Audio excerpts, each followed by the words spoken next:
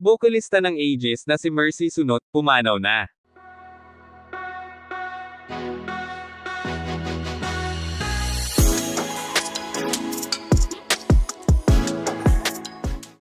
Hello mga higala. Tapos na yung surgery ko sa lungs. Nagluluksa sa ngayon ang entertainment industry sa pagpanaw ng bokalista nitong si Mercy Sunot sa edad na 48. Ngayong November 18, 2024. Ngayong araw nga lamang din, ang malungkot na balitang ito ay kinumpirma na mismo ng page ng Aegis, ang pagpanaw ng kanilang bokalista na si Mercy Sunot. Batay pa sa kanilang post, "It is with heavy hearts that we share the news of the passing of Mercy, one of the beloved vocalists of Aegis band. She bravely fought her battle with cancer but has now found peace and rest.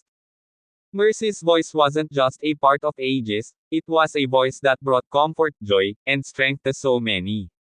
She has touched countless lives, inspiring fans and lifting spirits with every song she sang. Her passion, warmth, and unforgettable presence on stage will forever be cherished in our hearts. Let us come together to celebrate the incredible life she lived and the legacy she leaves behind.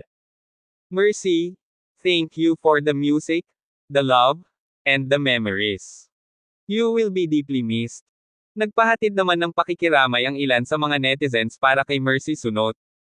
Madami ring kanta ng bandang Aegis ang naging hit, at pumatok sa mga Pilipino, ilan na dito ay ang mga kantang "Halik", "Basang-basa sa ulan at luha".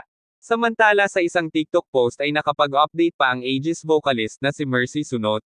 Hello mga higala.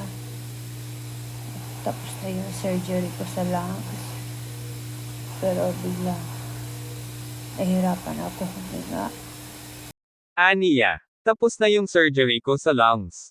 Pero biglang nahirapan akong huminga, so dinala ako sa ICU. May tubig, may inflammation sa lungs ko so ginagawa na nila ng paraan. Humiling din ng Aegis vocalist na ipagdasal daw ang kanyang paggaling habang umiiyak na nakahiga sa ospital. Manatiling nakatutok sa ating channel para sa iba pang showbiz kaganapan. Maraming salamat sa inyong panonood. Please don't forget to like and subscribe.